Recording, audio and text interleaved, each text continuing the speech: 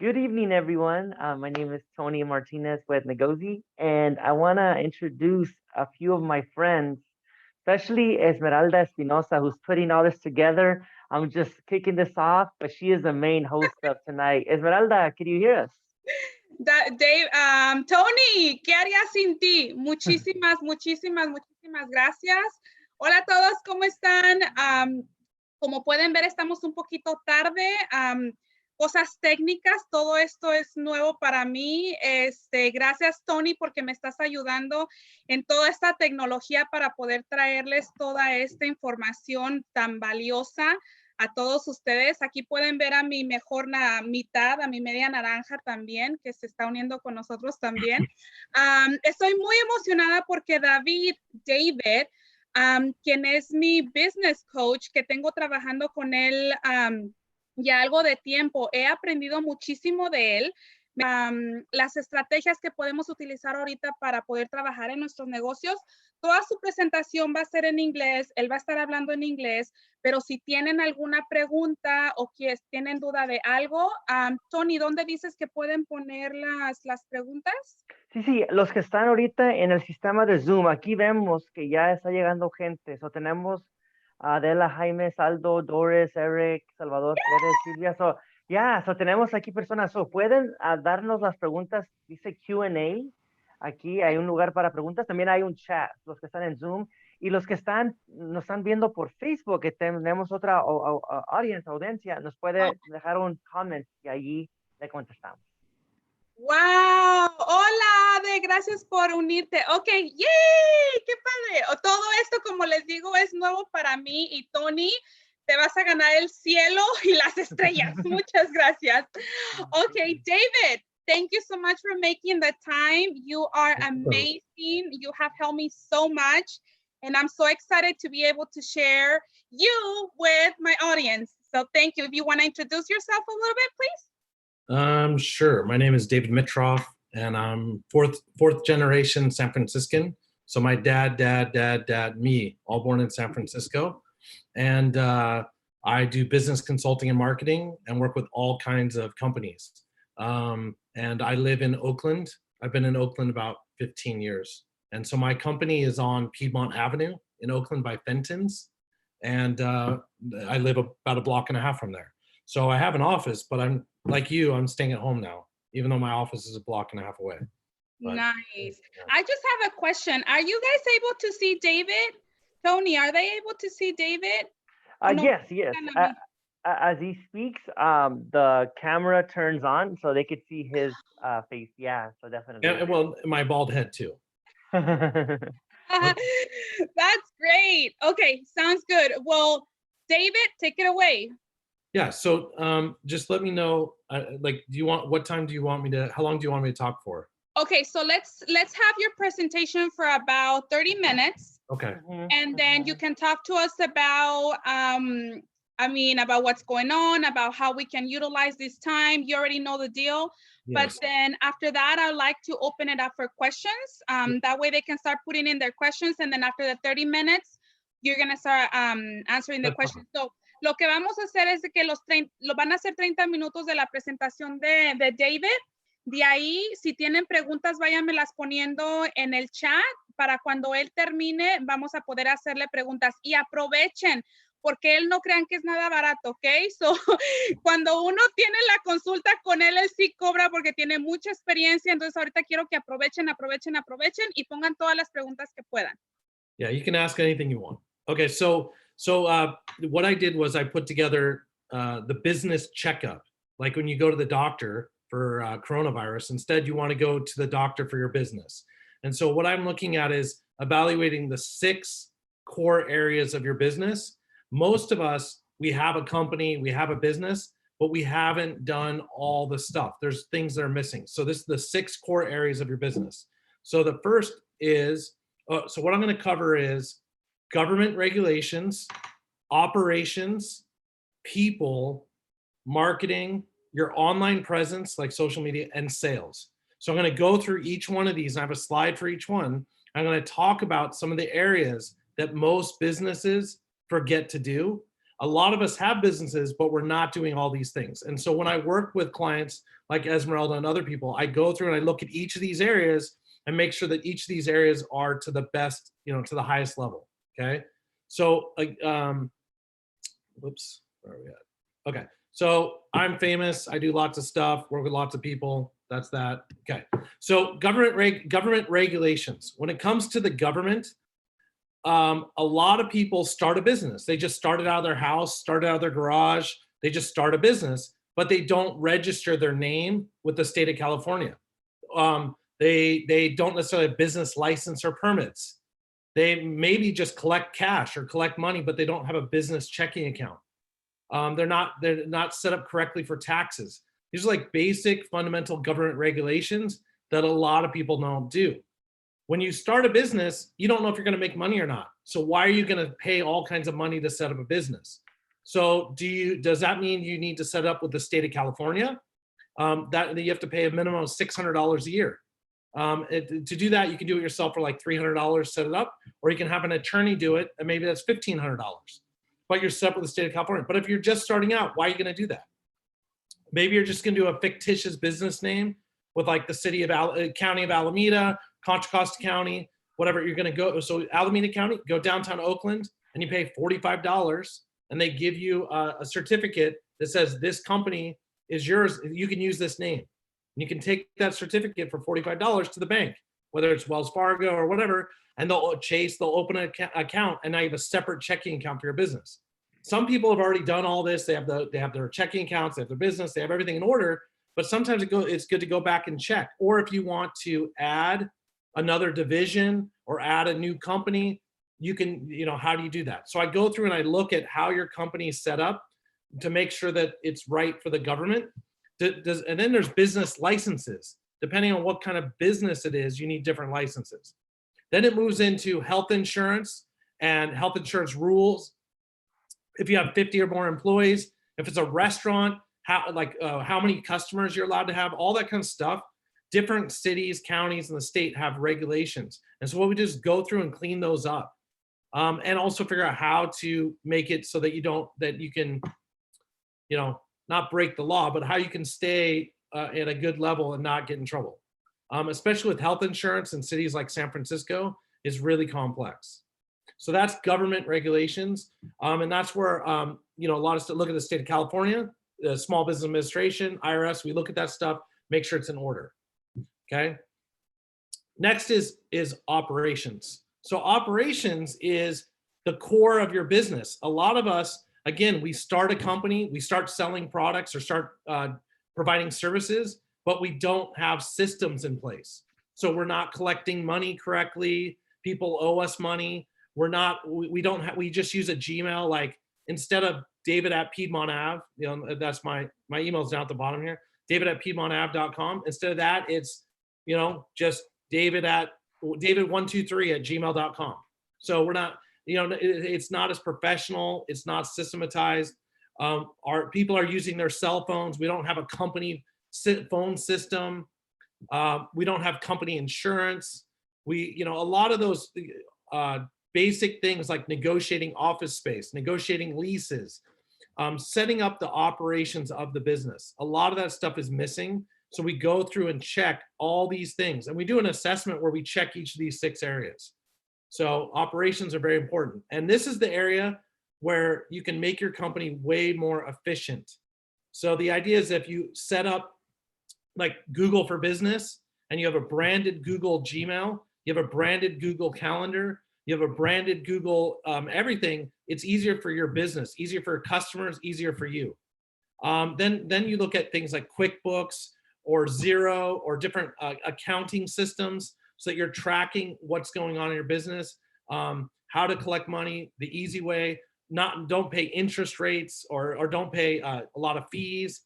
A lot of people, if I ask them, what are you currently paying for your credit card rates? Or what are you currently paying when people buy from you? Is it 2.5%, 3%? A lot of people, they don't know their rates. So we go through and try to figure those out. Because if I can help you save 0.5% or 1% of all the sales you have, that's a lot of money. So we go through and we help you look at the operations. Next is people. So when it comes to people, do you have employees or not? Do you have independent contractors? What's the difference between a W-2 employee and an independent contractor? Do you have workers' comp insurance? It's required by the state of California to have workers' compensation insurance by law.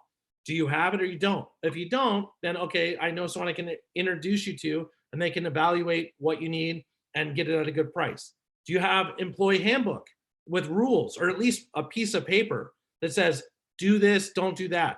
Why? Because you don't want your employees suing you, and you have to be fair. Let's say you want to fire an employee.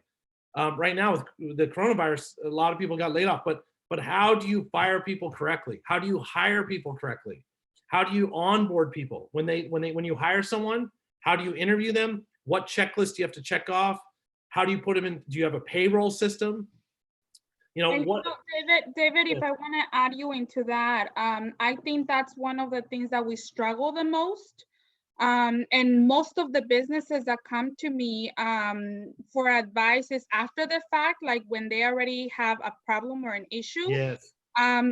So una de las cosas que nos puso David aquí es la lista de lo que se tiene que poner lo que se tiene que hacer cuando estamos contratando a nuestros empleados, y todos sabemos y siempre lo platicamos en nuestras reuniones. Si no tenemos un equipo, es muy difícil realmente llevar el negocio al éxito o salir adelante, por lo menos que el negocio cubra los gastos que el negocio tiene. Entonces, una de las cosas que siempre me pasa es de que llegan personas a pedirme ayuda, pero ya cuando tienen demandas, ya cuando tienen los problemas. Y esta lista que nos está poniendo aquí David, this is just the basic, David, right? Of the stuff that list that needs to be. Yeah, I know, but it doesn't matter what size company, a lot of people don't do this. And then they did it 2 years ago and they didn't update it, or they never did it, or like you say, they wait till there's a problem. Instead of waiting till there's a problem, get all your paperwork in order, and your paperwork's in order, it makes your life much easier, just because you use ADP, or just because you use Paychecks, or just because you use some company doesn't mean that they made your problems go away. You still have to have documentation, and you still need every employee to sign something. You still need to have a policy. Every employee needs to do this, this, this, this. That way an employee can't say that you're picking on them, right? That kind of stuff. Yeah. En una de las cosas que yo tuve, no voy a decir el nombre de la compañía, pero es una de las que él tiene ahí, hicieron muchos errores que yo tuve que pagar al IRS, porque el IRS no le importó quién hizo el error. Yo soy la dueña, yo soy la que tengo que pagar los platos rotos. So I was just telling them, David, that I had an issue with one of those companies that they didn't report the taxes well, so I had to pay penalties, and it was their fault, but then I had to pay the price for it, right? Because I'm the business owner.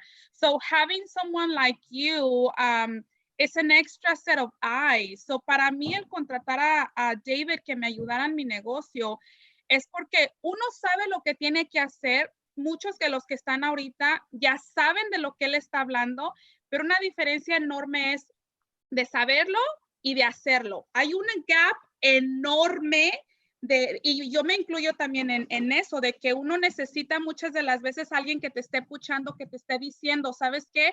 Ya lo hiciste, se tiene que hacer esto y esto y esto, y tener una segunda opinión, porque uno de empresario, uno se las averigua como puede uno solo. Pero sorry, David, I can go That's on. Okay. That's okay. So I understand Spanish. Depends on who's speaking it. If it's El Chapo de Sinaloa, then it's harder to understand. But if it's you speaking, I understand pretty well. But No, it just depends who. Yeah, I like El Chapo de Sinaloa. Yeah. He's one of my favorite. I like that how he sings. I like it. But David, nos están preguntando si hablas español. I know, I heard that. I read that. That's why I said. So I mean, I understand Spanish okay, but when speaking, I don't speak it because I sound like a gringo. Yeah, well, you're a gringo. I understand it. And I used to watch the novellas a lot, the one with the tequila plants. I like that one with Gaviota. La gaviota.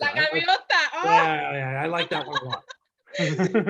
So I mean, I understand. I've been in Mexico many times. So this person says, okay, but I don't speak a lot of English. Inglés, que si Yeah, le that's puedo- fine. So maybe what I can do, David, once you're done going through your slide, maybe I can just translate it.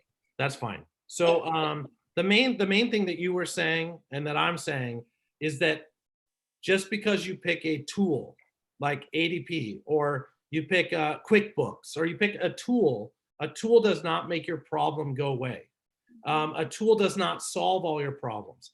As a business owner, what you have to do is you have to look at all 6 sections that I'm going to go through of your business. Do you need to know all 6 sections? No, but you need to know the 6 sections. So what I mean by that, do you have to be a mathematician? No, but if you need to know if your business is making money or not.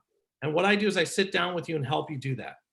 So una de las cosas que David trabaja con sus clientes, que en este caso yo, que trabajo directamente con él, son 6 áreas de todo negocio. Todo negocio tiene 6 áreas y esas áreas no es de que se tienen que saber, ser el experto, es como les digo siempre que tengo mis reuniones o que les hago las clases.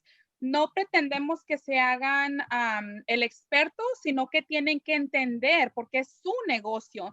Entonces son 6, aquí me las puso otra vez, son las 6 áreas, que el 1 es lo de gobierno, el 2 es operaciones, 3 es la gente, 4 es el mercadeo, 5 es la presencia en línea, que ahorita con lo que estamos viendo del virus es importantísimo que si tenemos negocio tenemos que estar en línea, y las ventas. Entonces, aunque ustedes contraten a ADP o que contraten a una de estas compañías, no necesariamente le están pasando esa responsabilidad o ese problema con ellos. Como yo les platicaba que yo tuve una experiencia con una de esas compañías, que ellos fueron los que hicieron el error, pero yo no me di cuenta porque yo estaba dependiendo de ellos. Pero al final del día el IRS no le importó eso. El IRS me cobró a mí, no le cobró a ellos. Ellos nada más se lavaron las manos. Entonces, una de las áreas que él dice que es importante tener expertos en esa área para que puedan ayudarnos a nosotros a las cosas que no sabemos. Yeah, exactly. And you don't need to be an expert in sales, for example, but you need to know how to sell or how to hire the right salespeople. Or you don't need to be an expert in social media, but you need to know what social media is working for you. You can't just throw money at people and things. You need to, as an owner, take responsibility, but you don't need to know it. But I can walk you through and help you be able to evaluate the people that work for you or with you. Ese es punto clave, lo que él dice de que no tenemos que ser los expertos en todo, pero es nuestra responsabilidad. Y ahorita me voy a meter voy a darle el ejemplo de lo bookkeeper o la persona que hace los impuestos. Sí, ellos nos están llevando los libros, pero recuerden que nosotros somos los más interesados en saber qué es lo que está pasando con el negocio. So, una de las cosas que David está diciendo es la responsabilidad de nosotros. No les podemos echar la culpa a ellos o de todo decir ellos tuvieron la culpa. Tenemos que entender por lo menos lo básico porque es nuestro dinero, es nuestro negocio y todo depende de eso. Entonces es importante por lo menos saber lo básico. Y no tienen que ser los expertos en todo, pero tienen que entender lo básico y la clave es poner a su equipo a trabajar en diferentes áreas, que eso es muchas de las veces lo que pasa, que cuando no sabemos realmente cuál es la estructura del negocio, puede que tengamos a nuestro equipo en las posiciones equivocadas. Entonces, de eso voy a hablar un poquito más cuando hablemos de la gente. Pero go right ahead, David. Okay. So, people, we covered that. So, and then how do you hire people? How do you fire people? When is it time to hire the next person? Why hire more people? If you're going to hire people, they need to pay for themselves to be there. If why are you hiring people? Don't just hire people, for example, to just do something for you. Hire somebody that's going to pay for themselves to be there. But one of the things that I hear all the time is that I need help, but then I don't have the money to pay for it. Yeah. So then what you have to do is you have to design your business so that if you need help, how can you design it where that person's paying for themselves to be there? So what I mean by that is, okay, so why do you need help? Oh, I need help with Marketing. Okay, well, if you need help with marketing, how can we hire someone that's going to do the marketing the right way, where they're going to pay for themselves to be there, and they're going to be making the company more money? Okay, or you say, I need help with doing invoicing. Okay, how are we going to make the company where we're invoicing more efficiently and collecting more money? Therefore, it's able to pay for the person that does invoicing. So you don't want to just hire people just to hire people. You want to hire people that are going to pay for themselves to be there. So if you go through and look at every person that works in your company, how are they paying for themselves to be there? Okay. Eso es muy interesante de lo que está hablando Tony. Tú estás escuchando todo.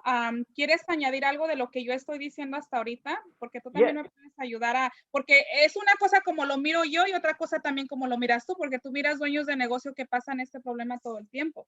Ya, así es. So, lo que yo veo también en los mismos términos es cuando haces add a un empleado nuevo, algo que tienes que tener en mente es when you add a new employee, how is he or she gonna allow other people to make more money? Cuando haces add a un nuevo empleado, ¿cómo va a dejar a los demás hacer más dinero? Por ejemplo, digamos que mi trabajo es hacer ventas, pero no tengo tiempo de hacer tantas ventas porque estoy haciendo inputting o llenando formas. Data entry. I'm doing data entry. I'm doing something that it's not my core business. So if I hire somebody and their job is to take away maybe the data entry, it allows me then to go get money. And that's the thing. So maybe esa persona, that person is not directly bringing in money, pero is that person allowing other people to bring in money? That's something. Would you agree? Have you heard of that? Yeah, I agree with that too. And there's also a big thing. As an owner, are you working in the business? In the business as an owner, you're just working, like doing the work, like digging the holes or working on the computer. Are you doing the work in the business? Or as an owner, are you working on the business? Okay, so wait right there. Wait right there. Say that one more time. Say that one more time. Yeah. So as an owner of the business, or let's say your company digs holes. So are you, as the owner, digging holes? And that's working in the business. You're like digging holes. You're a lawyer, so you're just filling out paperwork, doing legal stuff. You're working in the business. Or are you working on the business? And on the business is that you are not digging the holes, but you're going out and getting more people that want to hire the company to dig holes. Or are you not just doing the legal stuff. I have a great example, and you correct me if I'm wrong. Mi esposo, okay? Yes. Le voy a poner a mi esposo de ejemplo, okay? Lo que everybody can see him. We can all see him. Ya lo voy a meter a la conversación. Ese punto, y ahorita voy a regresar con la pregunta que tiene Neisa. Ahorita vamos con la pregunta que tiene. Pero lo que está haciendo David, que es súper importante, que ese siempre ha sido mi pleito con mi esposo, es lo siguiente. Él tiene su negocio y una cosa está trabajando en el negocio y otra es trabajando en, ¿cuál será la otra palabra? Tony, en o on, o cómo podemos... Okay. In is when you're doing like day-to-day, like caring for the horses. On is figuring out how to have more horses. Or on is talking to the clients that have the horses there and talking to them about other opportunities. Or in is just doing day to day. On is actually thinking like the business owner. Okay. On is how can you grow the business? Okay, Eric nos está diciendo, okay, gracias Eric, porque mi español está terrible ahora. Uno es trabajar el negocio y el otro es trabajar en el negocio. So, me encanta eso, Eric, muchas gracias. So, una cosa que si mi esposo está arreglando o está trabajando el caballo, limpiando, está trabajando el negocio. Pero trabajar en el negocio es de que se salga a pensar, ok, ¿cómo voy a crecer el negocio? ¿Cómo voy a hacer eso? A visualizarlo en grande. Eso es lo que me fijo que siempre lo escucho de la mayoría de mis empresarios que no tienen el tiempo. Entonces, ¿cómo nos hacemos ese tiempo para poder trabajar? ¡Ay, dice Eric que es al revés! So like one of the people, like the handyman, like the guy, the handyman, electrician, the electrician or handyman go on the job and just do electrical stuff. Just do stuff. What they can do stuff if they like doing stuff, that's fine. But at the same time, they need to be hiring other people, or they need to figure out how to market the business better, or they need to be coming up with ways to grow the business. A lot of times what happens is you just get stuck in just doing the electrical work or just doing the painting. Instead of just doing the work, you have to take some time, figure out and think about how you're going to grow the business. And as an owner, there's many ways you can grow the business. One way to grow the business is to hire more employees. That's fine, but do you need to do that? No, but that's one way. Another way to grow the business is set up systems that make you more efficient, right? So, but just going and buying a system or buying a tool doesn't make your company more efficient, but just making your company more efficient. David. Yeah. Voy a contestar una de las preguntas. Eric, gracias por ayudarme porque ya estaba yo toda cuatrapeada con esto por poner a mi esposo en el spa y es lo que me pasó a mí. Pero bueno, David, you work with a lot of successful business owners. You work with a lot of people that make millions. Yes. My goal is to make more Latinos millonarios. You know that. That's my slogan and that's my mission. Yes. De todas las compañías millonarias que tú ayudas y que tú asesoras, ¿cuál es el porcentaje que tú crees que es de la mente, trabajo de la mente y estrategia y trabajo físico? So out of all the successful business owners that you have that make millions, what percentage is mindset and actual these type of work and the actual work that they have to do? Yeah, so if you look at let's say services, like a lawyer, a successful law firm, the partners of the law firm, the owners of the law firm are not actually doing a lot of the law. They're going out and meeting people. They're meeting with judges, meeting with courts, meeting with clients. They're training their staff. They're training the associate attorneys how to do the work.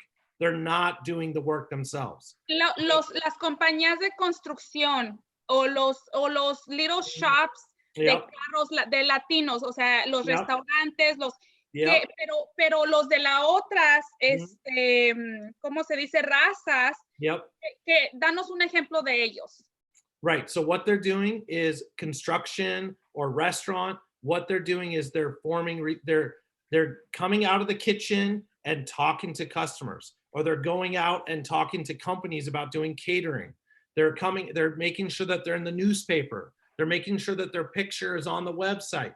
They're making sure to tell the story about their business so that grows the business. And by telling about their story, they're going to get more customers. When it comes to restaurants, construction, how do you decide who to hire? People that you like. And yes, you can bid and there's pricing, but price is less important. What's more important is you want to hire people that you like. So if you go to a restaurant and the owner comes out and says, "Oh, thank you so much for coming back. So excited you're here," they're going to make more money. Now, if you are a person that's not social, you don't want to talk to people, then that's where you hire a general manager. And that's the general manager's job to talk to people. But as an owner, you have to be thinking about how to make the business bigger. That's your job as an owner, how to make the business better. There's three types of businesses. Number one is like a hobby, right? You know, it's just like, oh, it's fun. I teach people how to play music. I teach guitar. It's a hobby, right? And a good hobby a good lifestyle business. It's like a hobby lifestyle business would be that you take people out on Hawaii on boats. So you get to hang out in Hawaii on the beach, take people out on boats. You know, it's a fun business, right? What happened? Oh, that was me. I stopped sharing it so we could have a dialogue, and then when you're ready, just share again because you're right, giving no problem. good stuff. Go ahead. Sorry about that. So if we're gonna make, that's fine. So if we're gonna be that big, so I might as well change my background because that way people can see it. Oh yeah, there you go. Okay. So the Go ahead. All right. So anyway, so the way it works is a lifestyle business. A lifestyle business is I get to hang out on the beach and I teach people how to surf. I make some money. It's kind of fun. That's a lifestyle business. Okay. The next business is I created a job for myself. Oh, So no, yeah. I got a lot of those. Yeah, I created a job for myself. So instead of me working for somebody else, I created a job. And so I'm the boss, but I created a job. So if I'm not there, I don't make money. If I don't do it, nobody else will. And if I don't do it, I have employees, but they're probably not going to do it right. So I have to do it. So I created a job. And if I don't show up, I don't make money.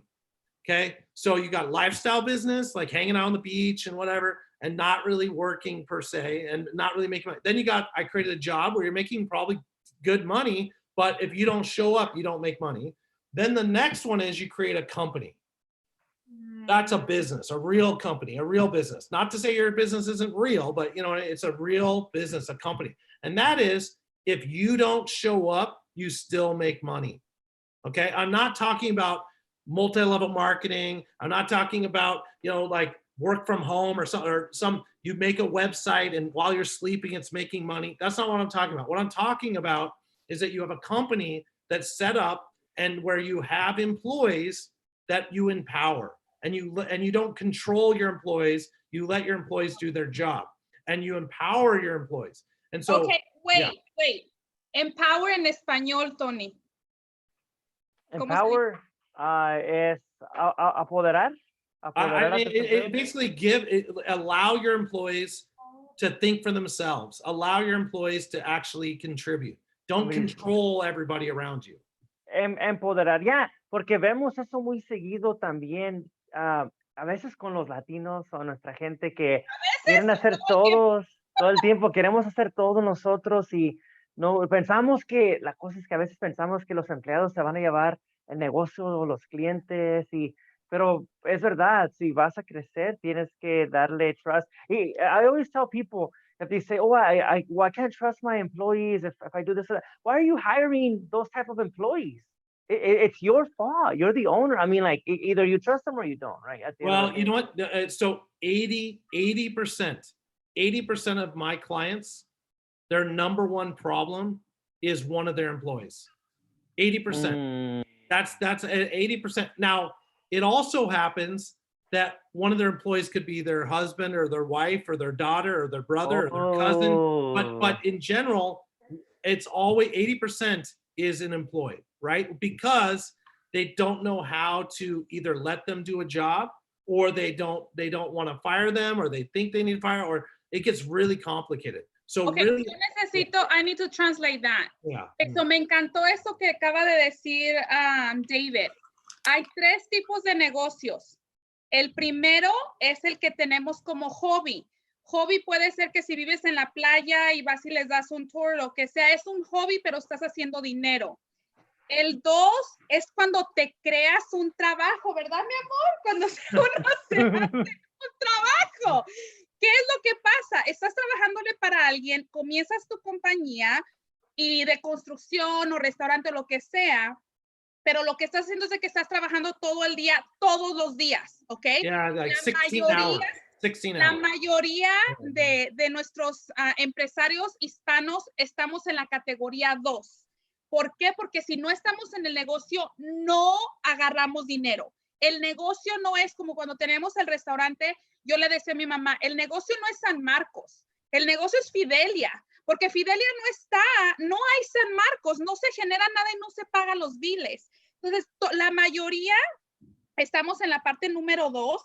La número 3, el tipo de negocio número 3 es cuando tienes una compañía, realmente un negocio que vive sin el dueño o con el dueño, aunque el dueño no esté, de todos más está generando el dinero. Y David dio un punto enorme que dice que las compañías empower a sus empleados, y busqué qué significaba en el internet y dice autorizar, pero más que autorizar creo que es que les des el poder de tomar decisiones y entrenarlos. Entrenar a un empleado, entrenar a tu equipo toma tiempo, pero es la mejor inversión que podemos hacer. Porque muchas de las veces yo lo escucho todo el tiempo. Mi esposo dice, ay, es que si yo no estoy, no hacen las cosas como yo quiero que las haga. O que si yo me voy y es que no están. Y eso lo escucho todo. ¿Qué dijo Eric? Empoderar. Gracias, Eric. Empoderar. Y eso es una clave que tenemos que brincar del 2 al 3. ¿De qué te ríes? David, Yes. you say something about when you open a business, right? Yes. We got this business. We don't know nothing of. I know horses and everything, but this business that we have is 10,000 bigger than the one we used to have. I'm learning about the business. Some people, they don't want to open their brain about learning more. They just want to. They got stuck in the same spot. I get everything you guys say. You put me as an example. No, but so the way it works is yes, as an owner, you want to know everything about your business. And yes, as an owner, you want to work really hard. And yes, as a business, you want as much money for yourself as possible so that the business survives.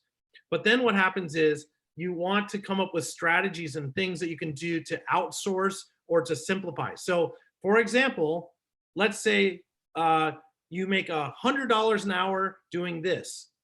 Well, then why are you doing something that someone else could do for $10 an hour or $15 an hour or $20 an hour? So what you do is you pick what are some of the activities that you do every day, over and over and over, every day activities. Then what you do is there's things you do over and over every single day, why can't someone else do those? So what you do is you have somebody else follow you around, they video you, they write it down, they whatever, and then they have step-by-step exactly those things. Now, do you need the person to be physically there?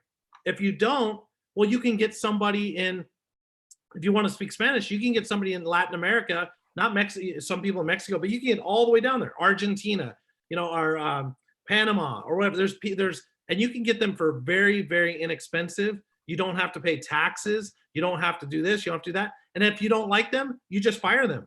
It's done. It's just like, oh, no more. Next. So, so you can get really, really smart people with MBAs, different things like that from other countries at very good price. So I have people in the Philippines that work for me. I have people here local. I have local people too, because depends on your business, but in general, I like having local people. But at the same time, I have people that are in other countries that get paid a lot less, and they're very happy. It's not like I'm paying them nothing. No, it's like they are very, very happy working for me. I pay them a lot, but for us, it's nothing.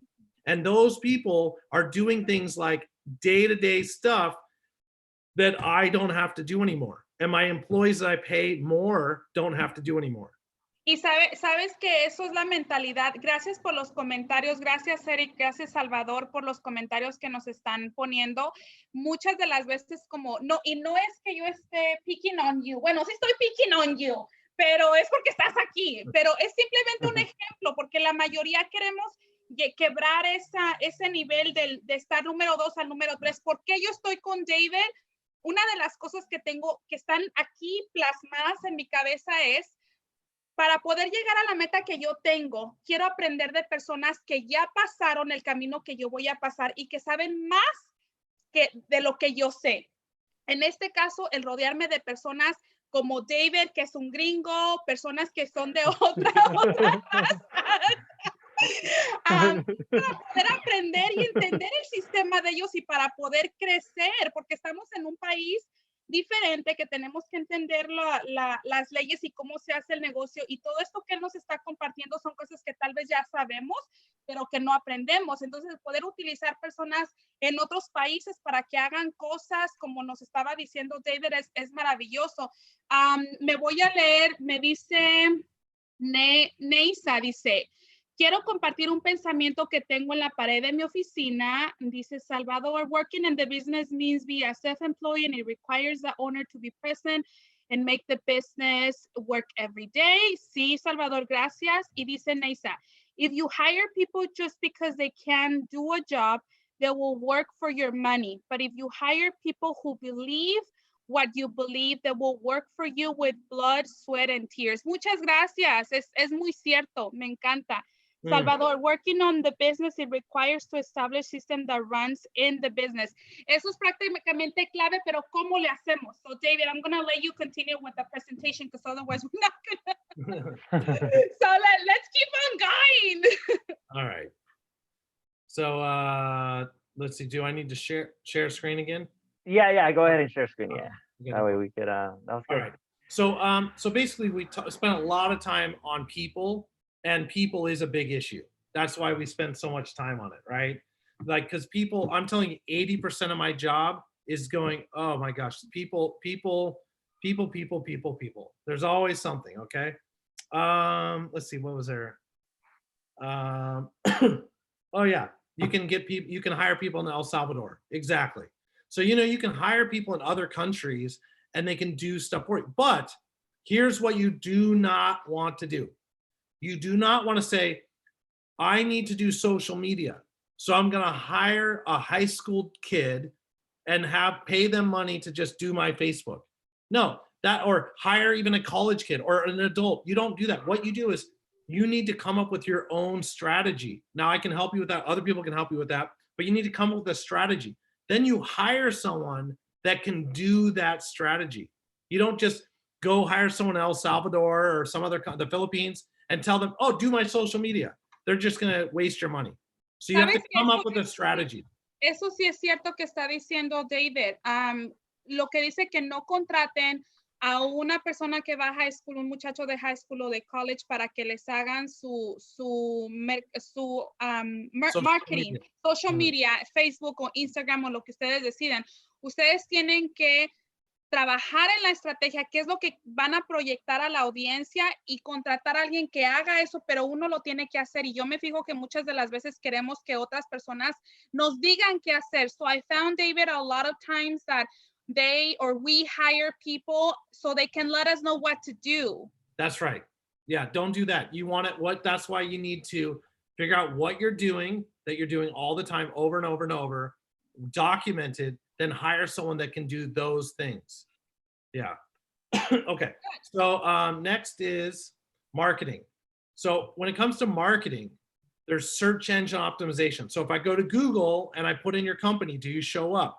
On your website, are there the keywords, key phrases? I was just going over, I did a webinar yesterday on this. It was all about what words are on your website. So if you do plumbing, does your website say that you do plumbing? My experience is go to the website, it says, we believe in customer service. We believe in take care of our people. We believe this, we believe that. We're women owned, minority owned. It doesn't say anywhere the word plumbing. And then if you're based in Berkeley, it doesn't say Berkeley anywhere. The address says Berkeley at the bottom, but it doesn't say we are a Berkeley plumbing company. We fix sinks, kitchens, bathrooms. We respond 24/7 to emergency plumbing. It doesn't say that on the website. So that's search engine optimization. Then you move into things like, how do you network or engage with potential customers? I'll cover the 12-month calendar in a second. Then it's about, how do you automate things? What is your brand? When you come out and meet with people, do you have flyers or brochures that you give people? What is your marketing? What is your brand? How is it consistent? If I look at your website, Yelp, Google, Twitter, look at anything, is it the same? Is it consistent? And most people, they're not consistent. And marketing is also about things like email marketing, MailChimp, Constant Contact, all these different platforms out there, and which ones are right for you. Every business is a little different. So it's about what one's right for you. Okay, something about 3 weeks. What is this? Dice, I need help on Yelp. No. I'm an English teacher. Wait,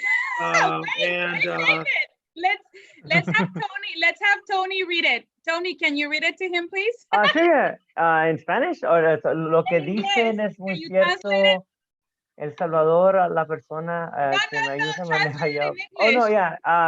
They're saying that they have a guy named Oh, from El Salvador, a guy from the country of us. Yeah, I read that. That's earlier. No, this is the best one. Habla inglés, The es maestro y persona has a buena. question. They need help with Yelp because, but they're an English teacher or something like that, Yeah. and they're not very good at dancing. Things are getting out of control. Well, David, what do you think about Yelp? I think because isn't Google taking over that market? Like, what's the point of I mean, I guess you could be on Yelp, it's free, but I never found a point where you could advertise on Yelp. Shouldn't you just put your efforts in Google, a Google listing, have a house Google listing, or what's your opinion on that? Okay, so every single business is different. Yeah. Every business can make money on certain platforms. Some Okay. people that Instagram works. If you wear a bikini, you can use Instagram. Oh, yeah. But Facebook, Instagram, Yelp, every platform is different. So it depends on your business.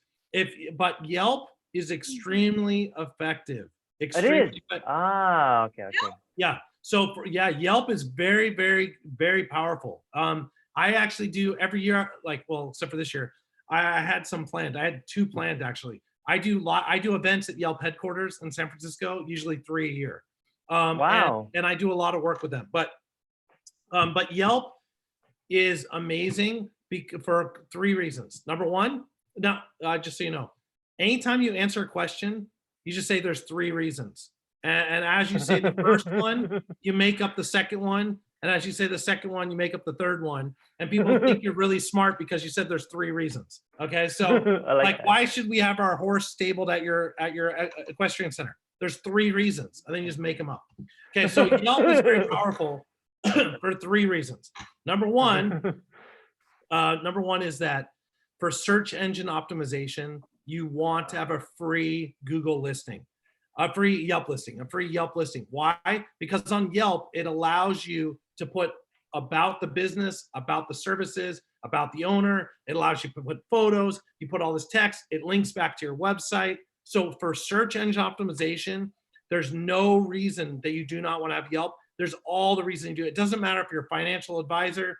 Doesn't matter if you're a lawyer, a plumber, a gardener. It doesn't matter what your business is, a real estate agent. You want Yelp for free. You do not need to pay, but you want it for free for search engine optimization.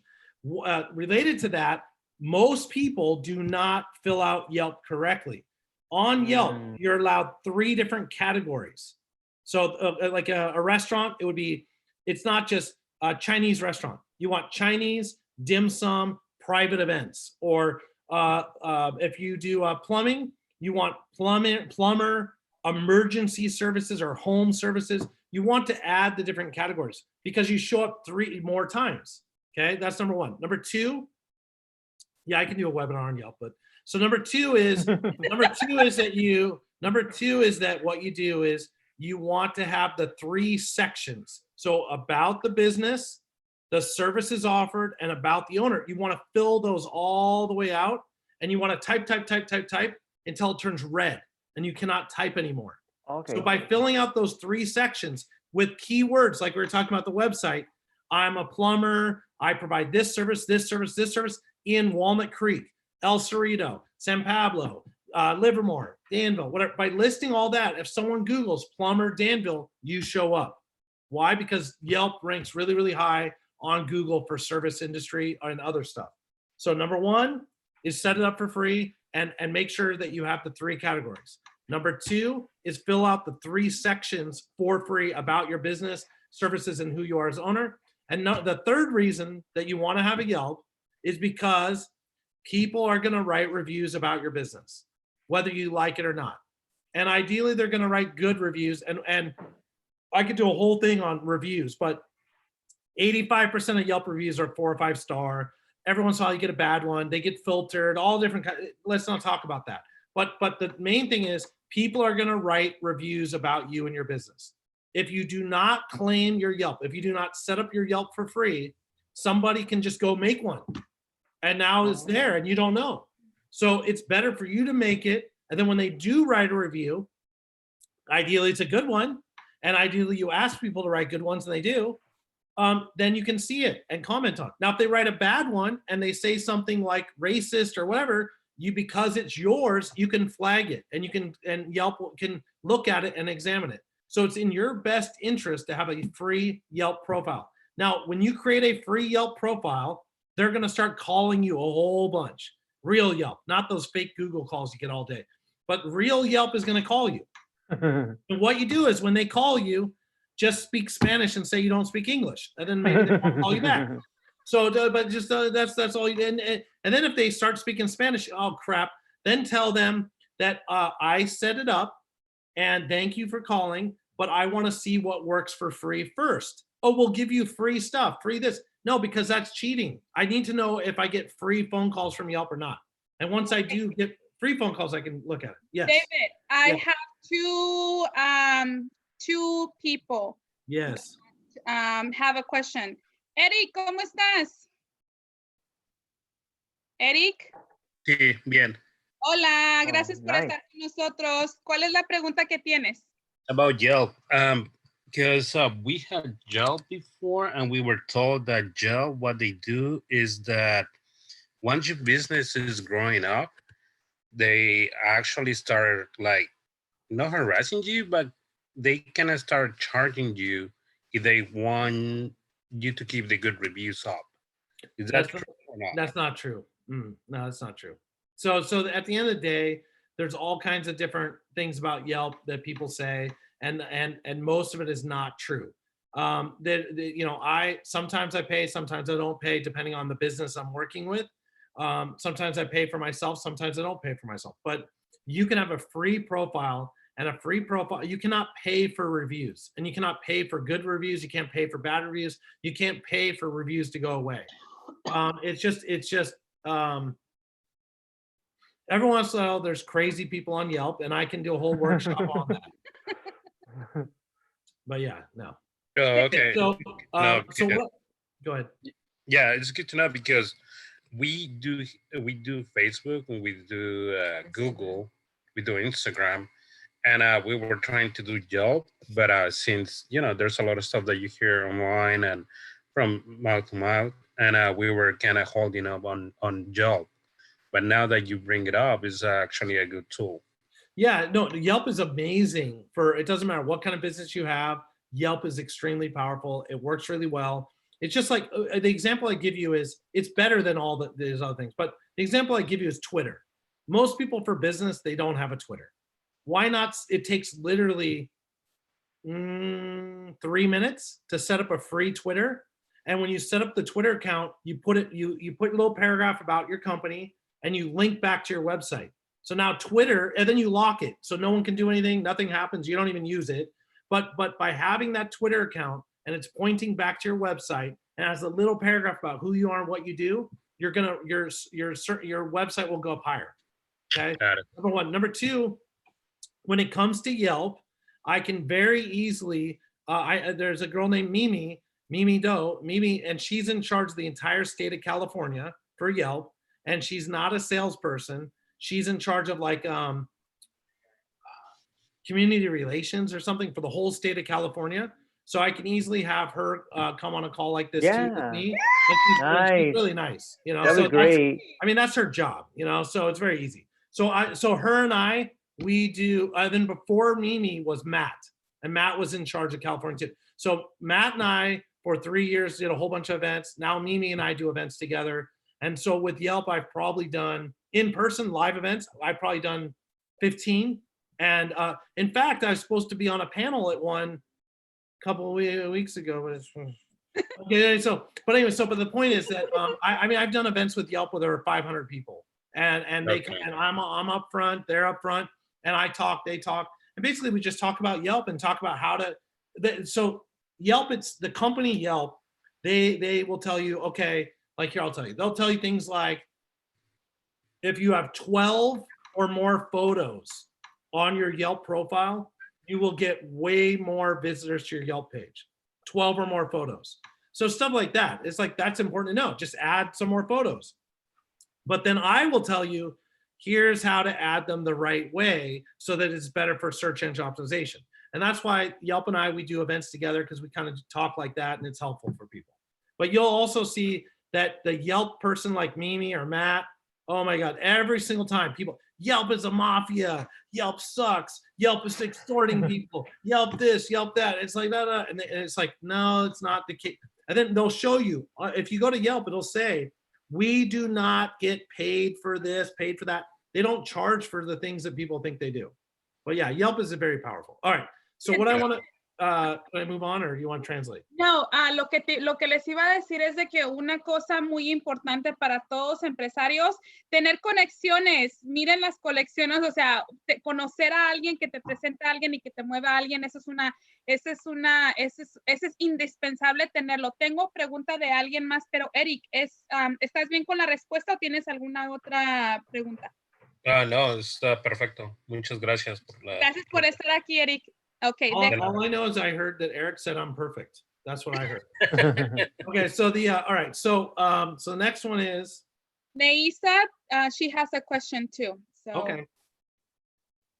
Neisa, ¿nos escucha? I think she's muted. Si quitas tu mute, a ver, I'm trying to unmute her. No sé si But I think you probably unmuted her, but she has to unmute herself probably, right? Okay, maybe. Neisa tiene que... Hola. Ahí está ya. Ajá. Ok, hola, sí, mi pregunta es, yo desde que abrí el negocio he usado Yelp y me ha funcionado muy, muy bien. Y así como lo que él estaba diciendo, me pasa de que hay personas que me dicen, oh no, ¿por qué no usas Google? Que Yelp es esto. No, yo siempre he preferido tener Yelp y he tenido clientes que han regresado de 3 años atrás, por medio de Yelp y hemos tenido muy buenas conexiones con ellos. Pero mi pregunta es esta. Yo quiero abrir como otro handyman service en Los Ángeles.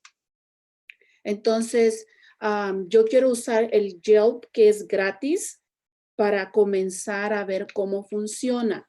Lo abrí y lo hice, pero me lo borraron.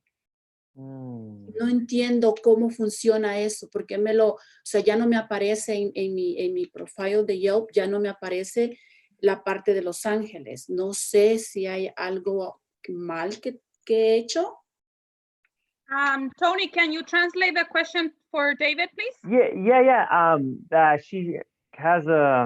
She opened up a Yelp, another page for a new business in Los Angeles. Yeah. In Los Angeles, and then it disappeared. Dice Neisa que nomás se borró. It just got deleted. So did she not have an address down there or what? A lo mejor. Sí, yo usé la dirección porque yo estoy yo cubro pues, lo que es todo el Bay Area, pero estamos ubicados en Richmond. I see. Pero en lo que es en Los Ángeles puse la dirección de mi hermano porque él también me ha ayudado con el negocio unos meses atrás y queremos hacer como algo juntos. Pero no sé qué pasó al final porque yo llamé a Yelp y ellos me dijeron que yo podía hacer eso, abrir la página gratis, poner la misma información que yo tengo en la de acá de San Francisco, pero hace como unos 3 días busqué y ya no me aparece.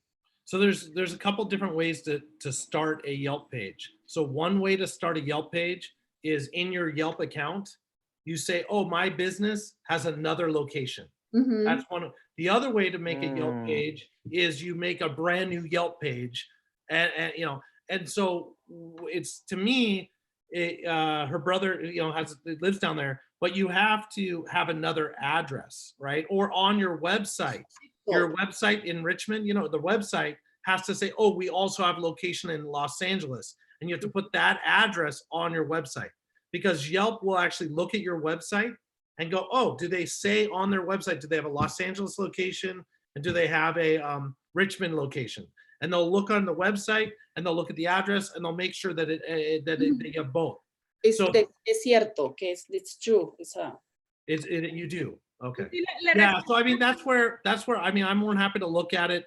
Not after this call sometime, like tomorrow or next week, I can look at it and I can tell you. Oh, thank you. But at the end, but when it comes to Yelp, okay, so let's say you have you start a new company, and you do not have a website and you don't have an address, you can go to Google and say, yeah, I have a business and, whatever. And Google will go, oh, okay. But if you put it on Yelp, Yelp will come back and say, wait, you don't have a website, you don't have an address, you don't have a business. And Yelp will kick you out. So I think, and sometimes when you try to add another location or add your business to Yelp, the Yelp is trying to look on the map, look at the website. If you don't have a website, Yelp usually says you don't have a business. I have a website and also Facebook, Instagram, but it's say in Bay Area, maybe. I know. That's why what I'm saying is Yelp looks at that, and when they see it says no, it just says Bay Area. It doesn't say Los Angeles. They kick it out.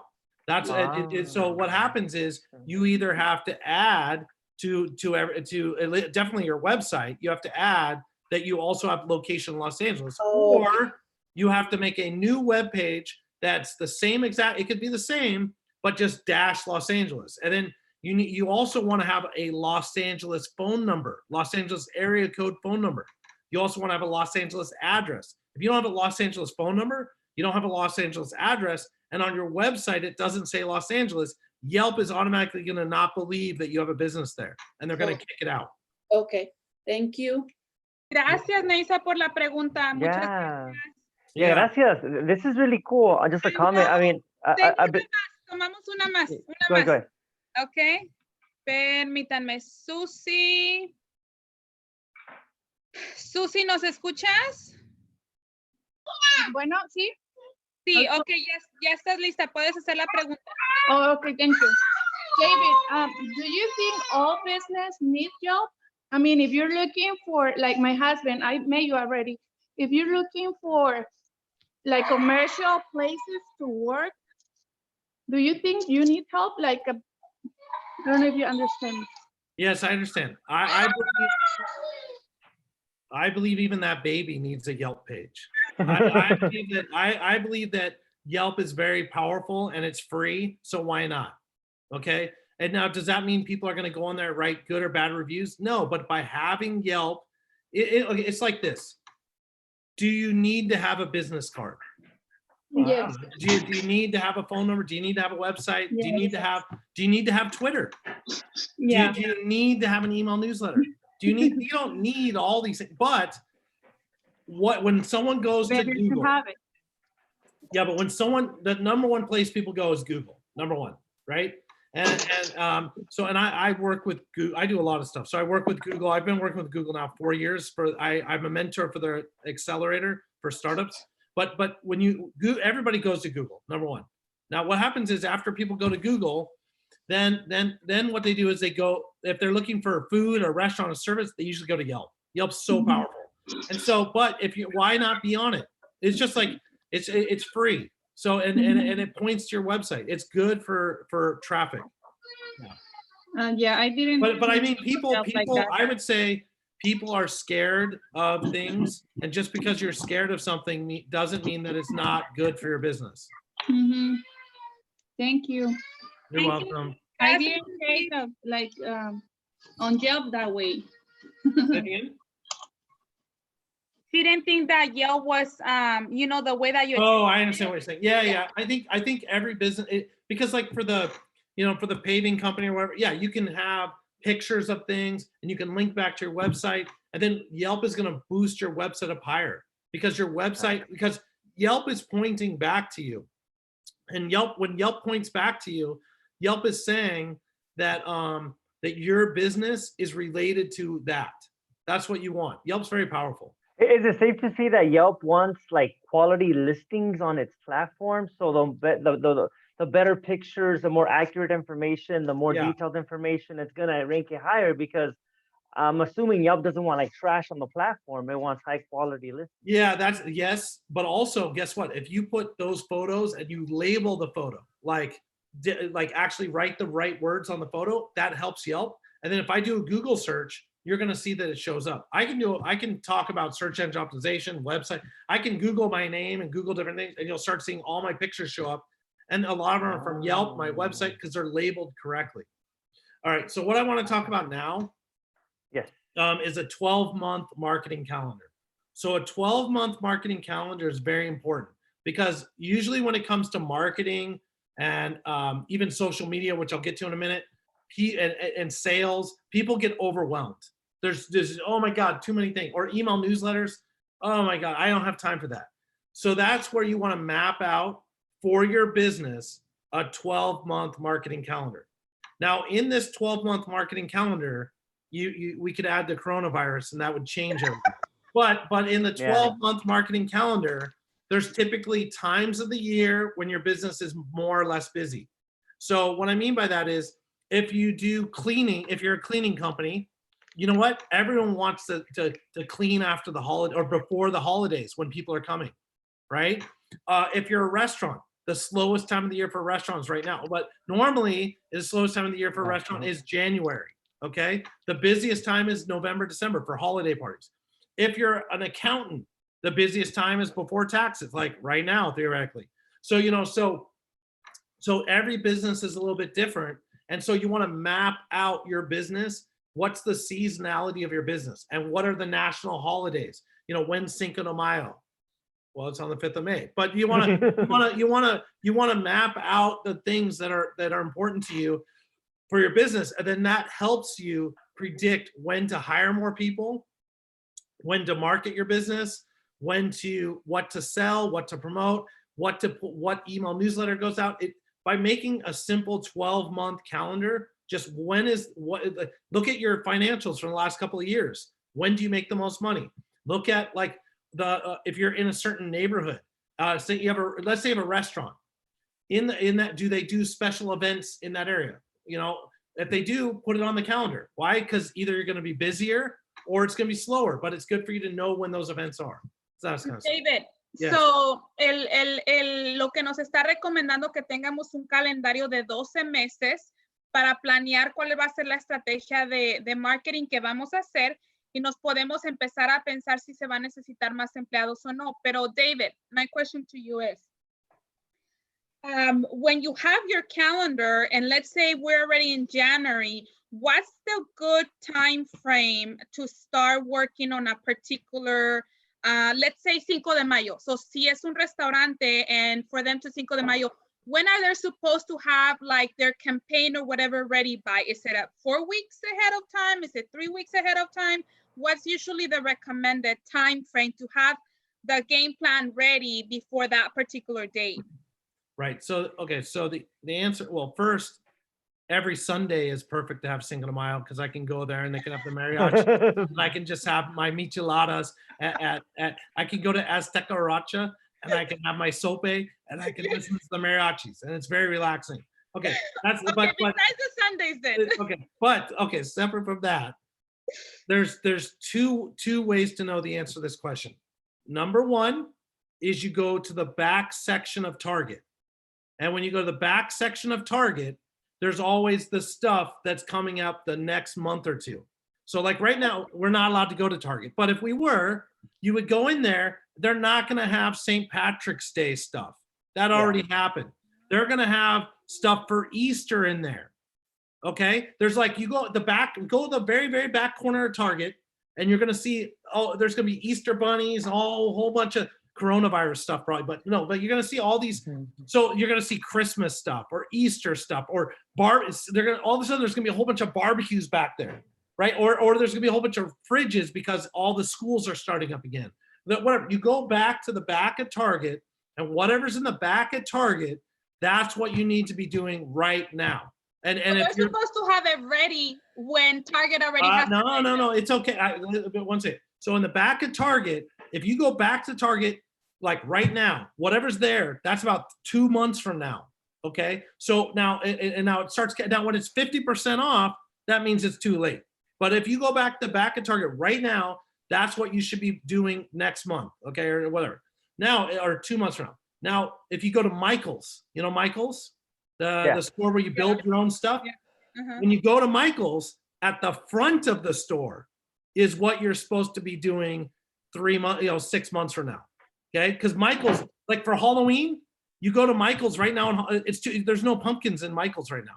They're kind of, you go to Michael's, the store you have to build your own stuff, and they'll have stuff for Christmas already there. Why? Because it takes forever to build that crap. You know, you have to build the presence. I don't know what the hell's going on. They have all the stuff in there to build. So if you're like confused, what you should be, just go look at Target in the back. That's what you're supposed to be doing pretty soon, like right now. Like very soon, and then go to Michael's, and Michael's will tell you what you should be doing about 6 months from now. So that's what I now. That's why. Me encanta esa idea que nos acaba de compartir. O sea, cómo saber cuándo es un buen momento para empezar a trabajar en la estrategia de mercadeo. Y nos recomienda que vayamos a Target y vayamos hasta atrás, Y si ya tienen lo de St. Patrick, lo de Easter, porque ellos siempre empiezan por adelantado un mes antes, y eso es lo que nos recomienda cuándo sería el buen tiempo para empezar a trabajar en esa estrategia que vamos a tener. Yeah, and in general, you want to be ahead. If you want to be in a magazine, that's like 4 months from now. You got to do it today for 4 months from now. But in general, for a business like ours, no, if you a month or two ahead, you're fine. And that's what Target does. Okay. Wow. Okay. So I won't interrupt you anymore because it's gonna be almost 7:30 already. So I'm gonna let you go through the slides. Right. Otherwise, I'm not gonna let you finish. All right. So online presence. I wrote a book. I've written several books actually, but this one, my background is screwed up. So it's the one it's right here. That's online business growth strategy. So the online business growth strategies covers the 9 key areas of your online presence. So there's 9 key areas. And what I do is I do an assessment of those 9 key areas. And so do you have a website or blog? If I go to Google, do you show up? Review sites like Yelp, do you show up? Social networks like LinkedIn and Facebook, Twitter, video is huge. That's why we're doing it right now. Well, not why. That's why she has a Facebook Live video with or without Corona, because video is huge. Yeah. And then you have mobile, and then you have industry specific websites like lawyers.com or Vitals or TripAdvisor or hotels.com or and then you do events. And I wrote another book on events, right? So my event book. So so what you do is there's these 9 key areas of your online presence, and you want to go through and assess your online presence. Online presence is extremely important, and it's really, really important to. Well, that's important too. But so let's see, where is it?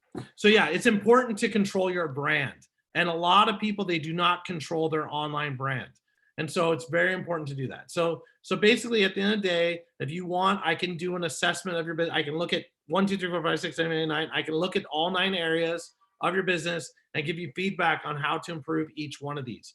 You want to be doing all of them.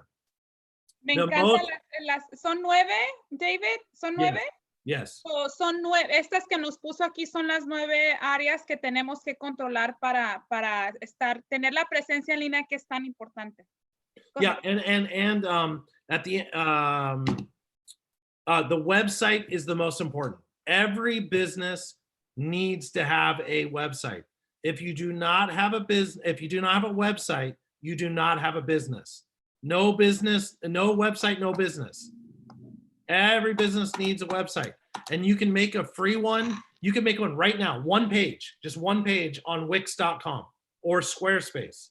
Just go to Squarespace or Wix and make a 1-page website. Very simple. Because if you try to make more than 1 page, you're gonna hurt you're gonna never get it done. Now, if you already have one, great. But every business needs a website. Okay. All right. So next, sales. All of us are salespeople. Some people, I don't do sales. I don't do sales. Everybody does sales. If I ask you, where do you work? What do you do? And you answer that question, that's sales. So everybody does sales. Why? Because I say, where do you work? And you smile. I work here. It's a great place. That's sales. If I say, where do you work? And you're like, I work at a sucky place. It's horrible. That's sales. I mean, you're obviously a bad salesperson because no one's going to go there based on that energy. So, but either way, you're a salesperson. Okay. So when it comes to sales, what is your engagement strategy? How do you get new customers? What is your sales process? When's the last time you wrote down how many steps it takes to buy your stuff? My experience is that people make it way too hard for you to buy their stuff. Like, so have you ever had the experience where you go in, actually right now, I've been trying to buy a car. It's really hard. I'm not because the salespeople are not nice. It's because they don't want to just give me a car. Like I want that car. And they go, no, sit down first. Tell me more about what you want. It's like, no, I want that car. Well, have you even driven the car yet? No, car is an emotional decision. It's not intellectual. I like how that car looks. I want it. Yeah, but my manager won't let you buy it unless you've driven it first. Why not? So, it's like, just give it to me. No, okay. Well, it's like, so it's like people make it really hard for you to buy their stuff. Just let people buy your stuff. Okay, so what is the sales process? What you said, y esto pienso que es indispensable. Todos vendemos algo, todos. No le hace que sean pasteles, que sean quesadillas, que sean servicios, lo que sea, pero todos vendemos. Yeah. Quesadillas o tacos. Pero what was that, what you said about the 7 or what? Like, when was the last time that you wrote what? Can you say that one more time? Or you forgot? Oh, no, it's okay. When's the last time you tried to buy from yourself and actually wrote down the steps? Like how like, let's say you sell tacos, not a taco truck, but let's say you sell tacos and you do catering. Catering is a good one. Catering is awesome. So you do catering. So the person goes to the website, fills out a form. Then you call them back. Then they call you back. Then you send them an invoice. Then you do da. It's like, why? It's like 20 steps to just order some tacos. You know, why is it so complicated? So you need to simplify the process. But then people, oh, no. Like no, they need 20 choices. No, people don't need 20 choices. Like, what are the most popular tacos that you sell? These 5. Okay, let's just have those 5 on the catering menu. But some people want other ones. Yeah, but some people we call a pain in the neck. Okay, so those other people, if they don't want it, that's fine. They can tell us. But 95% of people want these 5 tacos. So just make it easy for people. Yes, I know there's 100 options. You can customize it. You can do all these things. But just make it easy for people. So that's the sales process. Esa es una clave que yo pienso que con la mayoría de los empresarios, de nosotros que tenemos tantas ideas, y si no tenemos alguien que nos hable directo y que nos diga, no, o sea, tienes que ser directo a lo que vas a vender. I think that's just keep it going. Okay, so the next is customer relationship management. So CRM, customer relationship management. How do you track your customers? How do you follow up with your customers? Do you have your customers' emails, phone numbers? When's the last time you talked to customers? People that bought stuff from you, do you ever call them up and say, hey, how are you? What's the follow-up process? How do you interact with people? That kind of stuff. So this is sales. It's just basic sales that a lot of people do not do. People buy from you and you say, thank you. It's just, and then why don't you follow up with them? And it's hard. It's not that hard. It's just, we forget about people. And there's tools that can help you remember them. Yeah. Okay. Okay. So let's move on. So, I can go here. So calls to action. You want to offer something. So when it comes to sales, what do you offer? So do you offer discounts? I don't really like discounts. Do you offer like they can download some free document? Do you offer that you're going to invite them to an event? Do you offer that like you'll do some kind of consultation for them? So what do you offer so that people can test drive, can try it out? People need to be able to try out your service or your product, or need to talk to you on the phone or do something. So you have to offer something. So if I go to your website or if I look at your sales process, what are you offering? All right. So then move on. Okay. So last. So these are the things you can do over the next 90 days. Our estimates are free. All right, cool. But depends on how. You don't want to always offer free estimates. You want to be smart. I mean, you can do free ones, but don't be driving all over the universe doing free estimates. Okay. Some people, what happens is like, how many we do window cleaning. Great. How many windows do you have in your house? 2. Great. We'll be there tomorrow and give you an estimate. No, you say, and our minimum is usually this much. Our range is this much.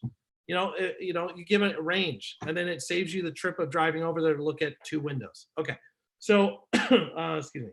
So number one is, over the next 30 days, come up with your plan. What's your plan to grow your business? With or without coronavirus, what are you going to do over the next 30 days to grow your business? Write down some ideas. Here's the idea. On a piece of paper, write down 10 things that you cannot change. Wait. In a piece of paper, write down 10 things that you cannot change. That I cannot change about what? Right now, the coronavirus or your husband or whatever. There's 10 things that you cannot change. Okay, en un papel, escriban 10 cosas que no pueden cambiar. 10 cosas en general. You can't control it. You can't change it. It is, I mean, you're stuck at home. You're stuck at home right now. It is what it is, Okay, then write down on the other side 10 things that you actually have control over. What are 10 things that you actually can do? Right? 10 things that right now you could be doing that you have control over, that you could do that would grow your business. So en la libreta pongan en medio una línea y pongan en el lado derecho las 10 cosas que no pueden controlar y al lado izquierdo pongan las 10 cosas que sí pueden controlar y que sí pueden hacer. Right. And then don't look at the 10 that you can't do anymore and don't focus on that. Focus on the 10 that you can do. And literally focus on the 10 that you can control. The 10 you can't control, why keep looking at that piece of paper? Just leave it over here. You can't do anything about that. Focus on the 10 that you can. Olvídense de las 10 que no pueden que no tienen control y enfóquense en las 10 que sí tienen control. Y eso es lo que les vengo hablando toda esta semana, de que sí están todo lo del virus y todo, pero nos podemos concentrar en lo que tenemos control. Makes sense, David? Thank you very much. So today, kind of write those things out, figure out what you can do. If you want to schedule I can do an assessment of your business. If you can talk to Esmeralda about that, and we can do I can do an assessment of your business. I can talk to you, and she can help me if you don't understand me, because I don't understand myself sometimes. And then the next 30 days is make adjustments, like look at your Yelp, look at your website, look at your human resources. Look at the different, I'll send a copy of this PowerPoint to you. I'll give it to Esmeralda. She'll send it to you. Okay. I can send it to you, but look at the PowerPoint and look at these areas and go, hey, I'm home. I might as well look at this stuff. Yeah. And then figure out how you can increase your social media presence, because social media is very powerful. Yeah. And then the last is develop a more comprehensive plan. So based upon what you've been doing, come up with a better comprehensive plan for marketing. Also attend more of these events. Esmeralda does a good job. I have my own events. I think I have 9 more I have 9. I have happy hours. I have tomorrow night for just I have a couple of friends and I'm hosting the Last Supper. I call it the Last Supper. It's a dinner for a couple of my friends and I and if we all still survive, we might do the Last Supper again. But also I'm doing happy hours. I'm doing 2 webinars. I'm doing one on how to write a book, and I'm doing another one on how to grow your online presence, actually. Okay. Yeah, so I think that was helpful. Okay, and my last slide, I think it has just a picture of me, because I like looking at myself. Maybe not. Oh, there you go. That's me. There you go. I was less bald there. So what else? These books are designed. Okay, whatever. So I don't know. Some people make my slides for me sometimes. I don't know what this one says. But yeah, that's my contact information, my website. What's that? No, let me just summarize what you said. Okay. So para terminar, les recomienda a David que vayan a clases más como estas. Tenemos tiempo para trabajar en nuestros negocios. Y créanme que es fácil que el tiempo se vaya y no hagamos lo que queremos hacer. So, él no me va a mandar esa presentación, y los que quieran tenerlo, mándenme un mensaje y con gusto se los puedo mandar para que lo miren, lo revisen y puedan empezar a trabajar en él. Y dice Salvador, mucho valor en esta información. Tendremos replay. Tony, lo estás grabando, ¿verdad? Yes, yes. So, Okay. primero de todo, ese video va a estar en la página tuya, ¿cómo se llama? Esmeralda Planificación. ¿O Sí, cómo se ajá, llama? en la página que la estamos haciendo live ahorita. Es número 1. También está streaming en tu otra página de Más Latinos Millonarios. Sí, esos Ahí son vas. grupos privados, pero sí va a estar aquí y voy a tratar de tener otra por Zoom con David. So voy a hablar con David para hacer una más privada. Esa está abierta para todas las personas, pero Ok. vamos a hacer una en Zoom privada, así que los que estén interesados en platicar más con él, en tener acceso a las siguientes que vamos a tener, mándenme mensaje también y me dejan saber.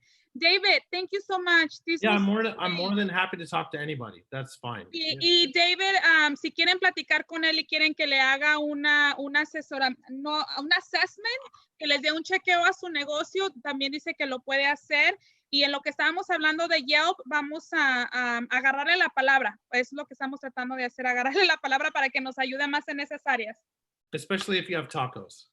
Y especialmente, ya que se termine lo del virus, le hacemos una taquiza para tenerlo contento, ¿ok? Una taquiza, that sounds good, yeah. Yeah. Y unas micheladas.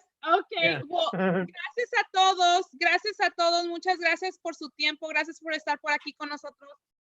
Tony, you are amazing, thank you for your help. Gracias, Tony, David, Yeah. thank you so Thank much. you. Y les dejamos saber para la siguiente, ¿ok? Okay, Thanks, thank you. everybody. Okay, bye-bye. Thank you, Bye. bye. Bye.